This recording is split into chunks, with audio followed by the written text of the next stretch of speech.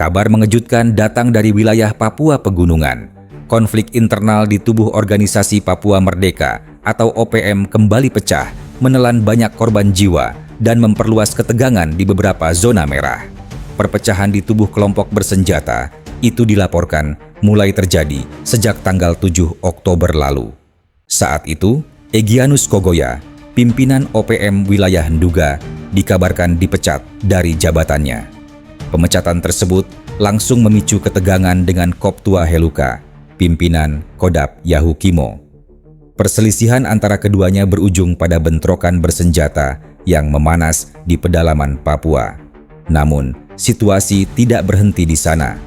Ketegangan serupa juga muncul di dua wilayah lain yang dikenal sebagai zona merah, yakni di Kabupaten Pegunungan Bintang. 4 anggota kelompok bersenjata yang merupakan anak buah mendiang Brigadir Jenderal Lamek Taplo ditemukan tewas di hutan dekat markas mereka pada 24 Oktober 2025. Diduga, keempatnya menjadi korban baku tembak antar faksi yang saling memperebutkan kekuasaan di Kodap Ngalum Kupel, wilayah yang kosong setelah kematian Lamek Taplo. Ketegangan makin memuncak pada 26 Oktober. Saat itu, Egyanus Kogoya memproklamasikan diri sebagai pengganti pimpinan Kodap. Langkah ini ditentang keras oleh loyalis Lamek Taplo, hingga akhirnya pecah bentrokan bersenjata di sejumlah titik. Selain perebutan kekuasaan, faktor logistik disebut menjadi pemicu utama konflik. Setelah wilayah Kiwirok dijaga ketat oleh pasukan TNI, jalur pasokan makanan dan obat-obatan untuk kelompok bersenjata terputus total. Kondisi ini membuat banyak kelompok di lapangan kesulitan bertahan hidup, sehingga mereka mulai saling rebut sumber logistik yang tersisa. Pada tanggal 26 Oktober 2025, situasi di Distrik Mugi, Kabupaten Nduga, kembali mencekam.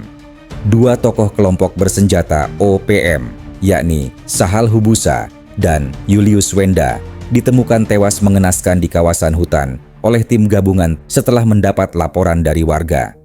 Dari hasil penyelidikan, konflik berdarah ini diduga merupakan perang saudara antar faksi OPM yang saling berebut wilayah dan dukungan setelah pemecatan Egyanus Kogoya. Sumber aparat di lapangan menyebutkan total 8 hingga 10 anggota OPM tewas dalam serangkaian bentrokan tersebut, termasuk 2 komandan batalion. Setelah Egyanus Kogoya dicopot, muncul 2 faksi besar yang sama-sama mengklaim sebagai pihak yang sah memimpin. Konflik internal itu disebut telah menyebabkan pembunuhan sesama anggota mereka sendiri.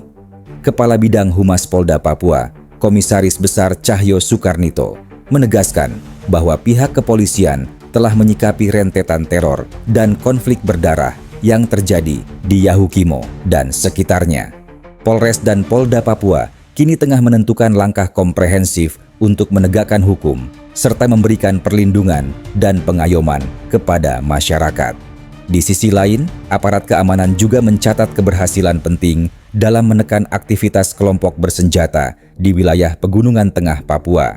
Pada Senin, 27 Oktober 2025, Satuan Tugas Operasi Damai Cartens bersama Polres Lanijaya berhasil menangkap seorang anggota kelompok kriminal bersenjata atau KKB asal Puncak bernama Dugi Telenggen yang juga dikenal dengan nama Duk Wikogoya. Penangkapan dilakukan di Kampung Ulume, Kabupaten Lanijaya.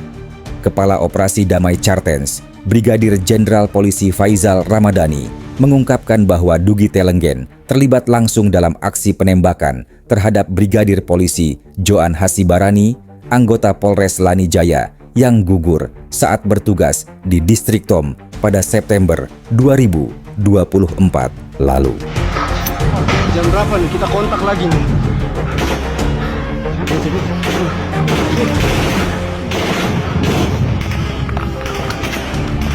Sana, buang di bawah.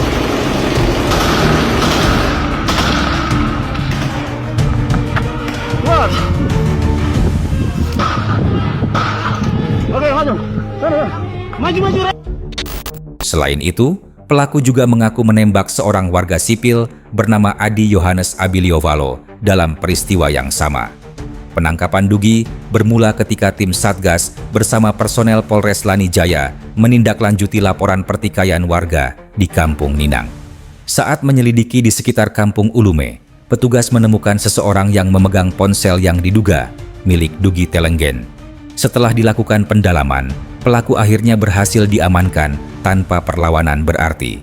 Dari tangan tersangka, petugas menyita sejumlah barang bukti, di antaranya 1 ponsel Nokia, 2 fotokopi KTP, kartu identitas pribadi, buku catatan, serta 2 tas noken kecil berwarna hitam. Brigjen Faizal Ramadhani menyampaikan apresiasi kepada seluruh personel yang terlibat dalam operasi tersebut. Ia menegaskan, keberhasilan ini merupakan hasil sinergi yang solid antara Satgas Damai Chartens dan Polres Lanijaya dalam menjaga keamanan wilayah Pegunungan Papua. Sementara itu, Wakil Kepala Operasi Damai Chartens, Komisaris Besar Polisi Polar Masinaga, menegaskan bahwa pihaknya akan terus mengejar jaringan KKB lainnya. Aparat berkomitmen untuk menegakkan hukum dan memastikan Papua menjadi wilayah yang aman dan damai. Dengan tertangkapnya Dugi Telenggen, aparat berharap situasi keamanan di Kabupaten Lanijaya dan sekitarnya semakin kondusif, serta mampu memutus rantai aksi kekerasan bersenjata di tanah Papua. Dalam operasi lanjutan di wilayah Kampung Ulume, terjadi kontak senjata singkat antara pasukan Satgas Damai Chartens yang diperkuat oleh personel Brimob, TNI, dan Polri dengan kelompok bersenjata OPM. Pertempuran berlangsung sengit, namun aparat berhasil menguasai situasi dan menangkap 1 orang yang diduga sniper kelompok OPM. Brigjen Faizal Ramadhani menegaskan, tersangka yang ditangkap adalah orang yang sama, yaitu Dugi Telenggen alias Dugu Kogoya, salah satu penembak jitu OPM yang dikenal aktif dalam sejumlah aksi kekerasan terhadap aparat dan warga sipil. Menurut data Satgas, Dugi juga diduga terlibat dalam penembakan yang menewaskan Brigadir Polisi Joan Hasibarani pada 10 September 2024. Selain itu, ia juga terlibat dalam penembakan terhadap warga sipil di Kampung Minegoa, Distrik Kiginua, Kabupaten Lanijaya pada hari yang sama. Penyidik kini masih melakukan pemeriksaan mendalam terhadap tersangka. Polisi berharap penangkapan ini dapat membuka jalur informasi baru untuk mengungkap jaringan kelompok bersenjata yang masih aktif di wilayah Pegunungan Tengah. Keberhasilan operasi ini sekaligus menjadi sinyal kuat bahwa aparat keamanan terus berkomitmen menjaga stabilitas keamanan di Papua. Meski konflik internal di tubuh OPM masih berlangsung, pemerintah dan aparat menegaskan tidak akan mundur dalam menjaga kedaulatan dan keamanan masyarakat di tanah Papua.